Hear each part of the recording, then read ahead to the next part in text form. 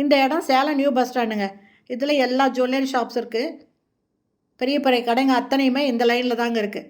இந்த லைன்லேயே இடம் ஒன்று விற்பனைக்கு வந்திருக்கு. மொத்தம் 9600 ஸ்கொயர் ஃபீட் இடம் இந்த மெயின் ரோட்லேயே விற்பனைக்கு வந்திருக்குங்க.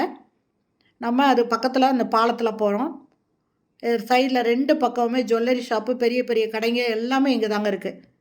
இந்த இடத்துலையே 80க்கு 120 அந்த அளவு மொத்தம் 9600 ஸ்கொயர் ஃபீட் இடம் விற்பனைக்கு வந்திருக்குங்க.